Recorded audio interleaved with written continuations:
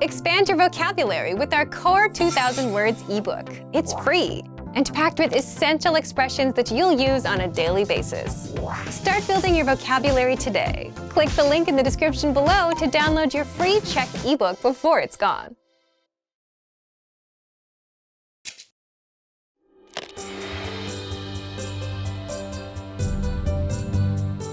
Ahoj, já jsem Karin.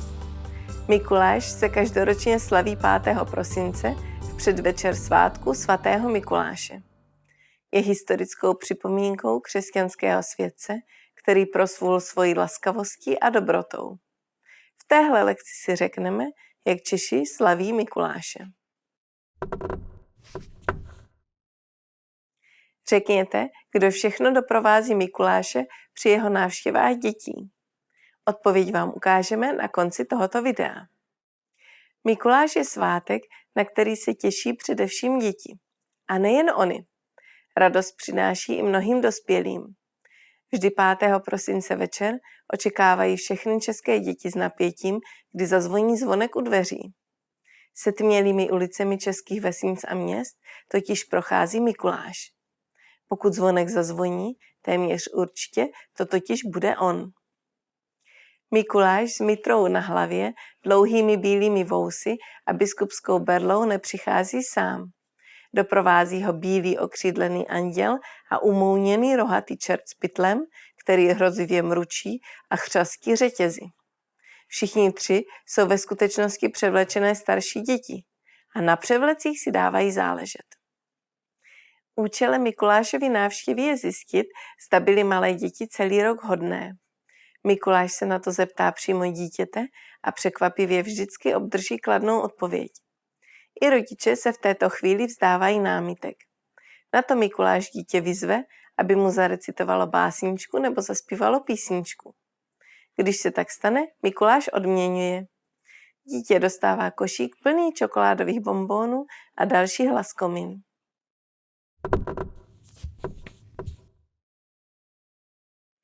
Českým dětem bývá napůl žertem připomínáno, že pokud by nebyly hodné, dostanou od Mikuláše brambory místo cukroví. Otrlejším dětem lze pohrozit, že je čert strčí do pytle a odnese sebou. A teď dostanete odpověď na předchozí otázku. Řekněte, kdo všechno doprovází Mikuláše při jeho návštěvách dětí? Mikuláše při jeho návštěvách doprovází vždy anděl a čert. Bílý anděl symbolizuje dobro a ukazuje dětem vlídnou tvář. Hartusící čert nahání dětem strach. Jaká byla tahle lekce? Dozvěděli jste se něco zajímavého? Kdo dává hodným dětem dárky ve vaší zemi? Nechte nám vzkaz na czechclass101.com. Uvidíme se u další lekce.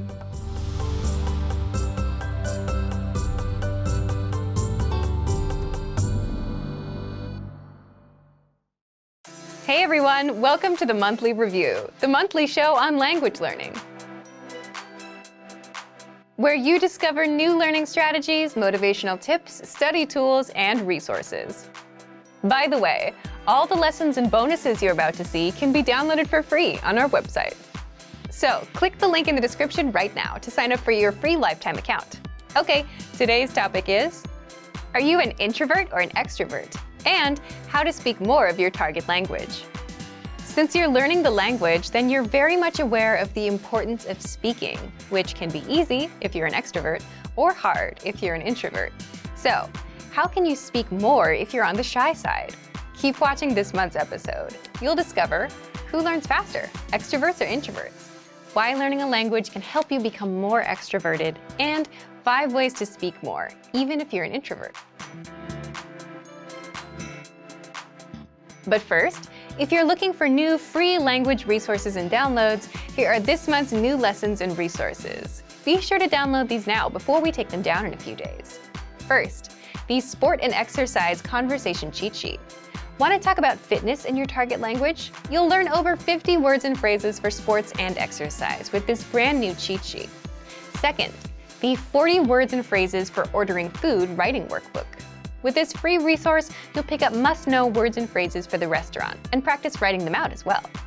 Third, the top 12 April Fool's phrases. Want to be able to say some outrageous phrases in your target language for April Fool's Day? Then you'll want this April Fool's phrase list. Fourth, can you talk about your bones in your target language? Learn how to say words like skull, ribs, spine, and much more with this quick vocab bonus. Fifth, 20 must-know jewelry vocabulary. Do you know how to say earrings or necklace in your target language? If you don't, then this vocab lesson is for you. To get your free resources, click the link in the description below right now. They're yours to keep forever. Okay, let's jump into today's topic. Are you an introvert or an extrovert? And how to speak more of your target language. Part 1. Do extroverts or introverts learn languages faster? If you've ever wondered whether introverts or extroverts learn the language faster, there have been studies done on this. And as you'd expect, extroverts do have an advantage when it comes to speaking and overall conversational skills. Of course, these studies didn't take into account mistakes you may make, such as grammar, vocab, etc. And introverts? Introverts tend to observe and listen more, and tend to be better listeners.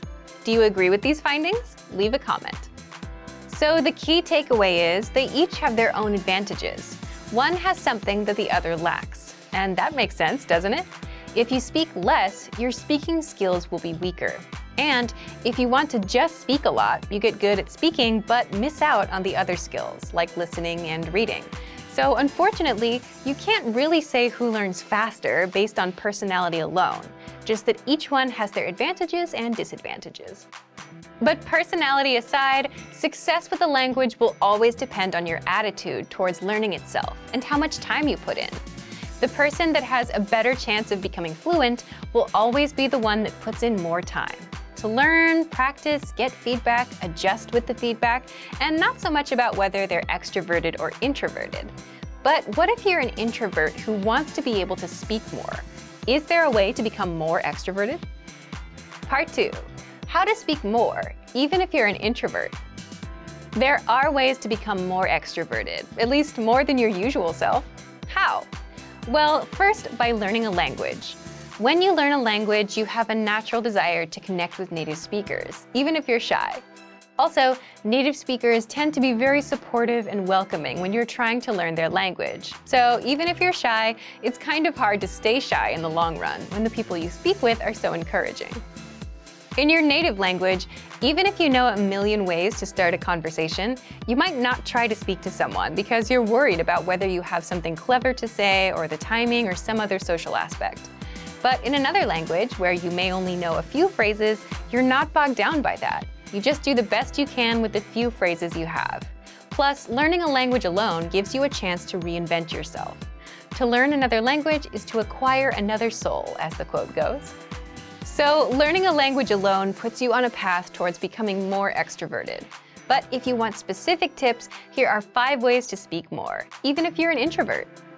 Number 1. Learn how to listen like an introvert. How can this help you to speak more? Introverts tend to listen more, and the better listener you become, the better questions you can ask, which results in a more meaningful conversation, which also means more speaking time for you. So you can speak more, even if you consider yourself an introvert, by listening well and asking relevant and pertinent questions.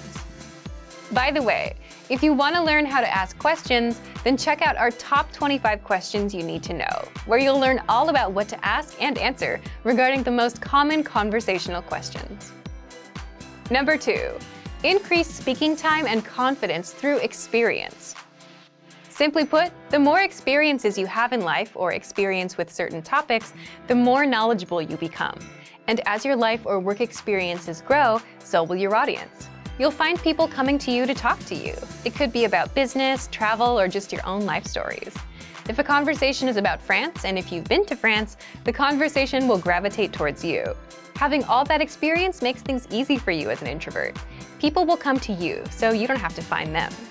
For a language learner, the tricks are to 1. Be knowledgeable about something, and 2. Be able to talk about your experience in the target language.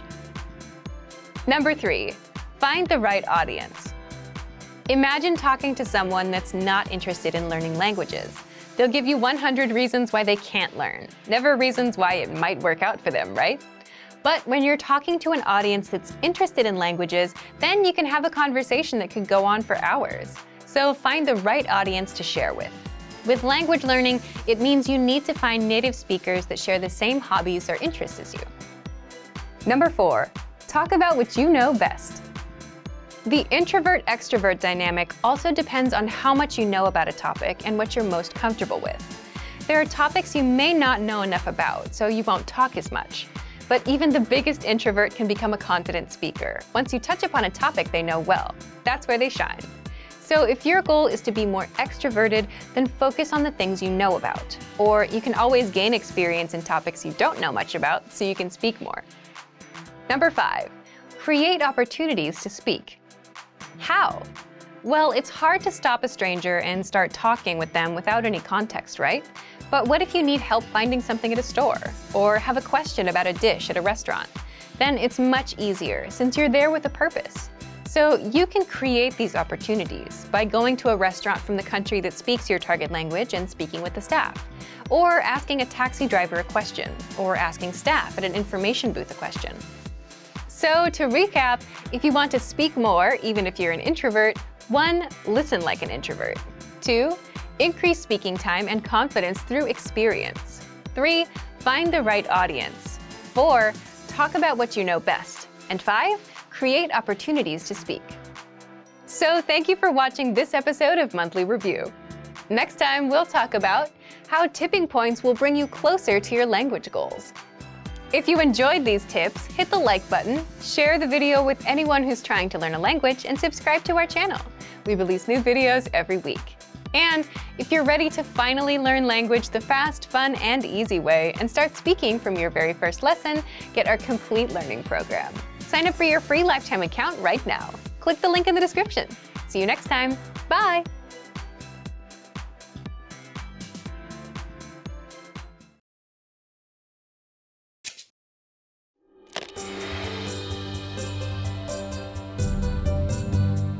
Ahoj, já jsem Karin. Každoročně 5. července slaví Češi svátek příchodu slovanských věrozvěstů Cyrila a Metoděje. Ti přišli na jejich území, tehdy nazývané Velká Morava, z Byzance a přinesli sebou Čechům a ostatním slovanským národům křesťanskou víru a zejména vlastní písmo. V téhle lekci si řekneme, jak a proč slaví Češi příchod věrozvěstů Cyrila a Metoděje. Jak se jmenovalo písmo, které oba věrozvěstky přinesli? Odpověď vám ukážeme na konci tohoto videa. Bratři Cyril a Metoděj přišli z Řecka na pozvání moravského vladaře roku 863. Šířili křesťanskou víru v místním jazyce a hlavně vymysleli písmo vhodné pro zapisování slovanského jazyka. Toto písmo potom bylo mnohými slovanskými národy po staletí používáno. Oslavy mají spíše oficiální charakter. Jejich hlavním bodem je slavnostní mše sloužená nejvyššími představiteli církve za účasti politické reprezentace a hojné přítomnosti věřících i ostatních občanů. Největší mše, přenášená živě televizí, se koná v starobylé bazilice na Velehradě, centru tehdejšího státního útvaru Velké Moravy. Lidé se o tomto státním svátku účastní slavnostní mší či dalších oslav, nebo, a to je ještě častější, využívají faktu, že rovněž následující den patří mezi státní svátky. Berou si dovolenou a během volných dnů relaxují s rodinou či přáteli v turistických destinacích doma i v zahraničí.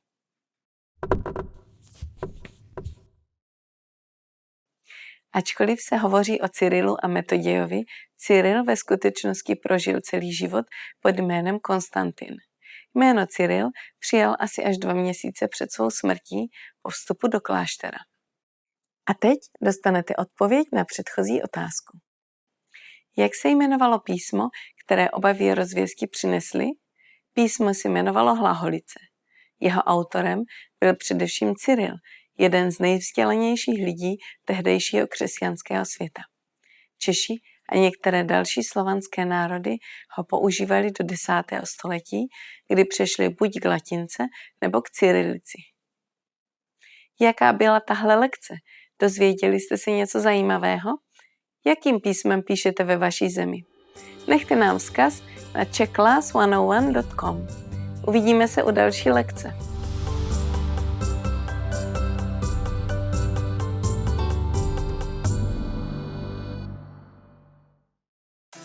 Hey everyone, welcome to the Monthly Review, the monthly show on language learning, where you discover new learning strategies, motivational tips, study tools, and resources. By the way, all the lessons and bonuses you're about to see can be downloaded for free on our website. So click the link in the description right now to sign up for your free lifetime account. Okay, today's topic is, can busy people actually learn a language? You yourself probably have an answer to this question, right? But whether you can or can't actually has a bit more to do with your mindset than anything else. And in this guide, you'll discover, 1, is it possible for busy people to learn a language and the mindset needed? 2, mental bandwidth, the one thing that can make or break your language goals. And 3, 5 mindset tricks to make time for language. But first, if you're looking for new free language resources and downloads, here are this month's new lessons and resources. Be sure to download these now before we take them down in a few days. First, the Talking Online PDF cheat sheet. Learn the must-know internet slang and all the internet-related vocab and phrases in your target language with this PDF cheat sheet. And second, the 40 words and phrases for ordering food writing workbook. With this free resource, you'll pick up must-know words and phrases for the restaurant and practice writing them out as well. To get your free resources, click the link in the description below right now. They're yours to keep forever. Can busy people actually learn a language? Part 1. Is it possible for busy people to learn a language and the mindset needed? So, can busy people actually learn a language? What do you think? Leave us a comment and let us know. As much as we want to say yes, it's more of a yes or no depending on the person. Why yes? Yes, because many of our members are busy and are learning with our system. And some of you who are watching also fall into this camp. But it also depends on the person because it's more of a mindset thing. Either you think you have time or you don't. For example, many of our members fall into the group of can learn and can find the time, even if they're busy. If you're busy and still want to learn, if you look around, you can always find 5 or 10 minutes a day, like on a commute. Now, if your mindset is the opposite, if you think you can't learn a language or you don't have time, you won't even try, even if you had a resource that was proven to work. Part 2. Mental bandwidth, the one thing that can make or break your language goals. And if you think about it, if you had all the time in the world but felt like you couldn't learn a language, you wouldn't try either. Again, this is why it comes down to the mindset and why it all depends on each individual person. Either you think you can or you think you can't. But it may not always be this black and white either. It can also depend on your mental bandwidth too. Think back to your school days, those few days before exams. It got really busy and you had to stop everything to study, right? You were probably thinking, if I can just get through studying this week and take the test, then next week I can finally start relaxing and doing other things. And if someone asked you if you wanted to hang out, you would say no, because you're busy. But chances are you still managed to spend at least 30 minutes on YouTube or social media. Meaning you did have some time, even if you were busy. But the test was occupying your mind and taking up all that bandwidth. So it's also possible that we just don't have the mental bandwidth because we're overwhelmed. And this is a genuine reason for not being able to learn when you're busy.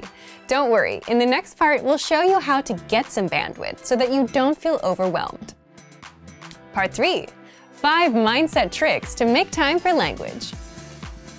So if you've gotten this far, you understand that it is possible to start learning a language, even if you're busy, that you can find the time, but it mostly comes down to your mindset. So how can you develop the mindset? So when you're too busy, it feels like you're overwhelmed and like you don't have control of your time. Well, there are a few things you can do to gain some control of your time, have some breathing room, and learn a bit of language. First, always set small, measurable goals. This is something that we talk a lot about here. For example, learn for 10, 15, or 20 minutes every day. Learn 100 words in 1 month, which means learning 3 to 4 words a day. And the mindset behind this is just being realistic with your goals and what you can do. Because if you're busy, you may not have 1 or 2 hours. And this is a strict rule, especially when starting out with new goals and languages. Always stick to small, measurable goals. Second, lowering your goals and expectations is okay when things get super busy. If you couldn't learn all 100 words for the month and only got up to 40 or 60, that's okay.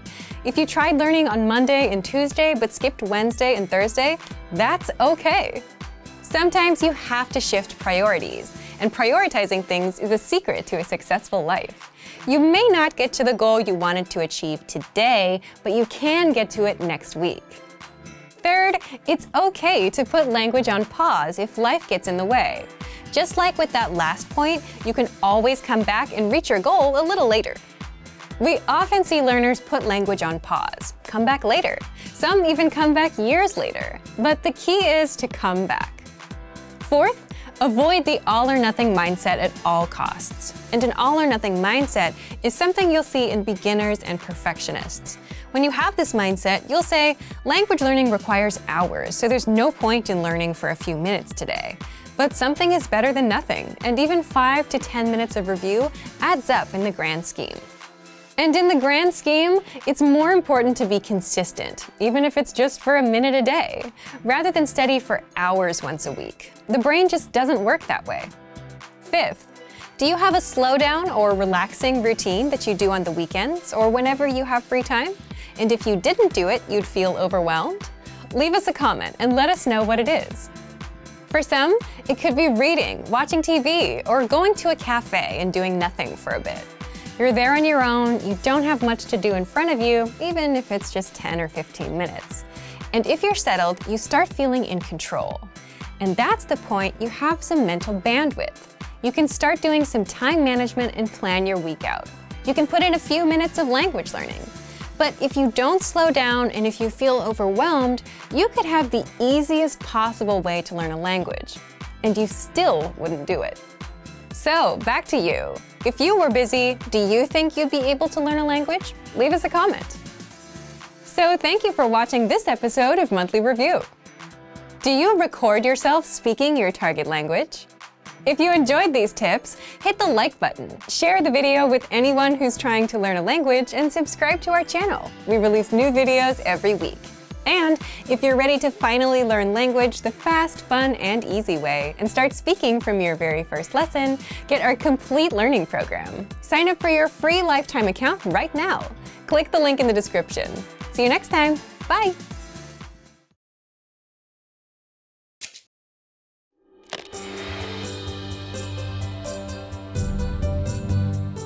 Ahoj, já jsem Karin. První svátek vánoční, nazývaný také tradičně jako Boží hod, má své pevné místo v českém vánočním kalendáři. Připadá na 25. prosince a je také nazýván svátkem narození Páně. V téhle lekci si řekneme, jak Češi slaví první svátek vánoční. Jaké jsou vánoční zvyky, které lidé dělají na Boží hod? Odpověď vám ukážeme na konci tohoto videa. Boží hod má být svátkem klidu, rodinné pohody i odpočinku od každodenního pracovního a též předvánočního zhonu. Češi tráví tento den v rodinném kruhu, ať už doma, či procházkami nebo návštěvami známých a příbuzných. Lidé si prohlížejí a zkoušejí dárky, které jim Ježíšek předešlého večera přinesl. I lidé, kteří nejsou křesťanskými věřícími, tento den obvykle zajdou do kostela navštívit tradiční božíhodovou vánoční mši nebo se alespoň podívat na vystavené betlémy. Ty jsou obvykle vyřezané ze dřeva a mohou být i v životní velikosti. Zachycují známou scénu Kristova narození ve chlévě, kdy ho pouze zvířata zahřívají svým dechem uprostřed mrazivé zimní noci.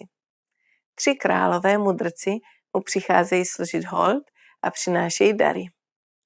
Na rozdíl od půstu předchozího štědrého dne patří tradičně k božímu hodu také slavnostní oběd a také večeře. Obvykle se podává husa s knedlíkem a zelím. K jídlu ale může být i něco jiného, například kachna nebo krůta. Zákuskem bývá typické vánoční cukroví.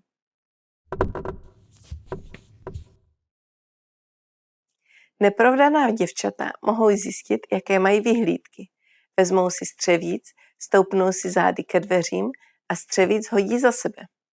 Pokud špička směřuje směrem ke dveřím, do roka se vdají. Pokud ne, zůstanou svobodná. Starý zvyk. A teď dostanete odpověď na předchozí otázku. Jaké jsou vánoční zvyky, které lidé dělají na boží hod? Vánočních zvyků je spousta. Často si lidé dávají šupinu ze štědrovečerního kapra do peněženky, což má rozmnožit jejich finanční zdroje. Podle pranostik pak budou mít celý příští rok spoustu peněz. Jaká byla tahle lekce? Dozvěděli jste se něco zajímavého? Máte ve své zemi také svátek podobný božímu hodu? Nechte nám vzkaz na czechclass101.com. Uvidíme se u další lekce.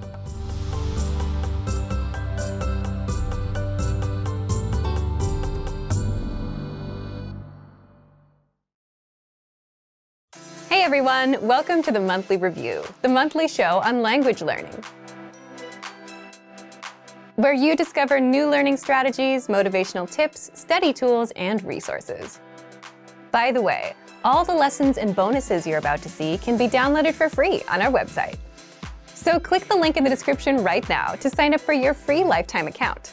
Okay, today's topic is how to learn a language in 2022. If you're planning to learn a language in 2022, then this episode is for you, especially if you want to finally succeed with your New Year's resolution, instead of failing or giving up in the next week or two. That's why today you'll discover 1. The 4 critical steps you need to take when learning a new language, and 2. How to set goals and New Year's resolutions that won't fail you in 2022. But first, if you're looking for some free language resources and downloads, here are this month's new lessons and resources. Be sure to download these now before we take them down in a few days. First, the Using Opposites Conversation Cheat Sheet. With this new cheat sheet, you'll learn common opposite adjectives like near and far, hot and cold, and grammar rules on how to use these words in a sentence. Second, the How to Say Goodbye PDF Writing Workbook. With this printable PDF, you'll pick up some common parting greetings and be able to practice writing them out. Third, can you talk about cars in your target language? Learn how to say words like tire, windshield, headlights, and more with this quick vocab bonus. Fourth, must know words and phrases for public transportation. Learn how to say ticket, bus, train, and much more with this quick 1-minute lesson. Fifth, the 10 habits of highly effective language learners. Wondering which habits will help you succeed with language learning? Then check out this free lesson. To get your free resources, click the link in the description below right now. They're yours to keep forever. Okay, let's jump into today's topic. How to learn a language in 2022. Part 1. The 4 critical steps you need to take when learning a new language. Every time you start a new language, you should start with 1. Goals, 2. Anchor points, 3. Grammar, 4. Reading. What are these 4 steps, and why do you need them to succeed with language learning? Let's jump in. The first one is goals. Everything starts with a goal, but your goal itself can also lead you to failure if you don't set it the right way. So more specifically, you need to set small, measurable monthly goals instead of just, I want to learn a language and be fluent this year. We'll cover goals in the second part of this episode, so stay tuned. After goals, the second step is setting anchor points. What are anchor points? Imagine a small ship in the middle of a big lake. It's windy, lots of waves, and the ship is bobbing up and down, drifting all around. What would you use to stop the ship from drifting away? An anchor. And just like an anchor keeps the ship in place, anchor points keep you from drifting away from your language. So an anchor point is a connection to the language that keeps you attached to the language and motivated to learn the language. One great example is language school. Imagine you signed up and paid thousands of dollars up front. Paying that much would motivate you to make the most of your time there. It's also a big commitment, one that you can't easily back out of. And school dictates your schedule. You have to wake up early, you have to do homework. Your life revolves around the classes. And as such, language school and the language itself become anchor points that your life revolves around. Anchor points can also be family or a partner that speaks the language you're learning. You're around them, you're exposed to the language, so your motivation to learn gets a bit stronger. Buying a language learning program or textbook are also examples of good anchor points. You invested your hard-earned money, which means you're serious about learning. Plus, you want to make sure your investment doesn't go to waste, so you're more motivated. If you're wondering if you have any anchor points, you already have at least one. You're watching our lessons on YouTube, but the more anchor points you have, the stronger your motivation will be. So if you're into music or TV shows in your target language, those can serve as anchor points too. These are things that connect you to the language and add a bit of motivation to learn more, or at the very least, understand what you're watching or listening to. We covered goals and anchor points. What's next? The third step is you must have a good grasp of grammar of your native language. Now, you might wonder, if you're learning a new language, why focus on your native language? Well, as native speakers, the problem is we know what good grammar sounds like, but we can't explain how or why our language works the way it works. So if you don't have a good grasp of grammar, the backbone or the rules of a language, then you'll have a tough time learning a new language. You'll jump in and start learning words and phrases, but you'll never learn how to put them together and make sentences. That's a common problem beginners have. Now, if you already know the grammar of your native language, how do you apply that to your target language? For example, if you're an English speaker, and if you know that English sentences follow the subject, verb, object pattern, and if you know that languages have specific sentence patterns, then you'd go look at patterns. Then, you'd have a good idea of how to create your own sentences, instead of learning random words first. Finally, the fourth step is reading. Reading is good simply because you can do it anywhere, anytime, and without a teacher. It's a skill you can get started on day one, on your own. Reading also tends to spill over into other areas. The more you read, the more words and grammar rules you come across, so you boost your vocabulary and grammar, which can seep into speaking and listening. If you read out loud, you're practicing two skills at once. Now, we've covered what you need: goals, anchor points, reading, and grammar. Setting anchor points, knowing your own grammar, and reading are simple enough, but how do you set goals that don't lead you to failure? Part 2. How to set goals and New Year's resolutions that won't fail you in 2022. The goal that you set can make or break your language learning journey, so setting the right goals makes all the difference between success and failure. Just think about all of the common New Year's resolutions. What comes to mind? Goals like, I want to be fluent someday. I want to speak the language. I want to lose weight. I want to save more money. These big, vague goals often lead to failure because you simply have no idea how to approach the goal and you don't know what you're aiming for. Instead, your goals should be small, measurable, and monthly. For example, speak 1 minute of conversation by the end of the month. Learn 100 words by the end of the month. Finish Chapter 1 of your language textbook by the end of the month. If you're using our program, finish 20 audio lessons by the end of the month. All of these are small and specific. 1 minute, 100 words, 1 chapter, 20 audio lessons. This means that they're easy to reach, unlike something vague like fluency. They're also measurable. You know when you reach 1 minute. You can check if you know all 100 words or if you finished all 20 lessons. If you aim for fluency, you won't know when you hit it. It's too vague and too big of a goal, and it may take years to hit. Finally, all of these goals have a deadline, the end of the month. That would mean January 31st of this year. Deadlines give you a clear date to aim for, and without one, you'll forever be floating around without much progress. So set a deadline for the end of every month. So now that you know how to set small, measurable monthly goals, leave us a comment. What's your small, measurable monthly goal, and what's the deadline? So thank you for watching this episode of Monthly Review. If you enjoyed these tips, hit the like button, share the video with anyone who's trying to learn a language, and subscribe to our channel. We release new videos every week. And if you're ready to finally learn language the fast, fun, and easy way and start speaking from your very first lesson, get our complete learning program. Sign up for your free lifetime account right now. Click the link in the description. See you next time. Bye!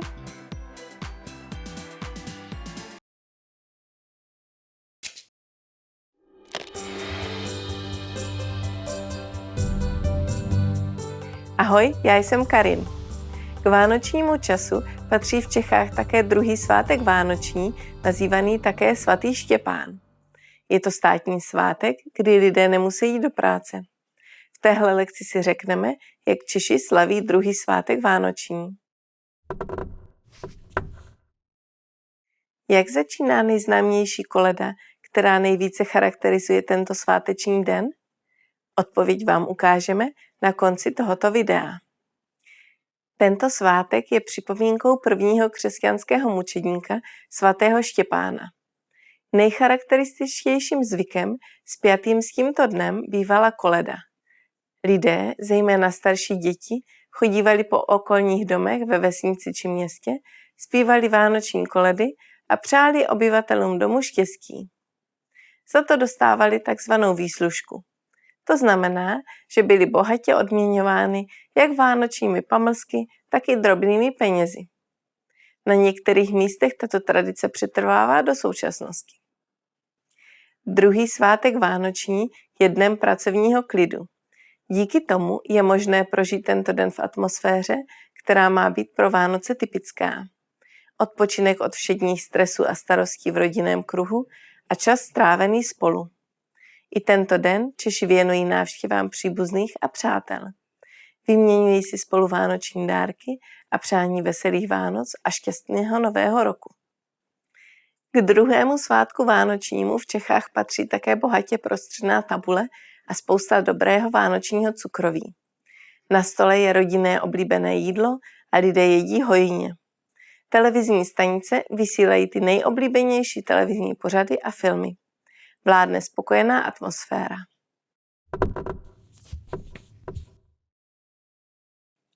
Ke dni svatého Štěpána se váže řada pozoruhodných pronostik. Jedna z nich například zní: Když na Štěpána silný vítr bouří, vinař smutně očím houří. Pokud toto řeknete nějakému Čechovi, rozhodně na něho zapůsobíte. A teď dostanete odpověď na předchozí otázku. Jak začíná nejznámější koleda, která nejvíce charakterizuje tento sváteční den?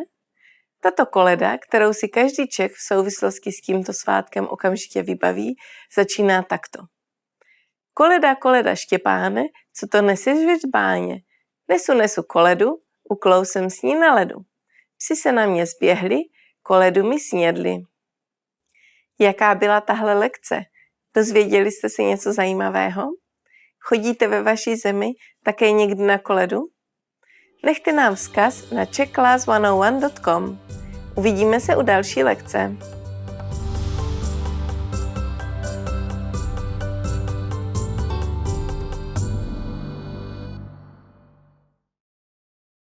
Expand your vocabulary with our Core 2000 Words ebook. It's free and packed with essential expressions that you'll use on a daily basis.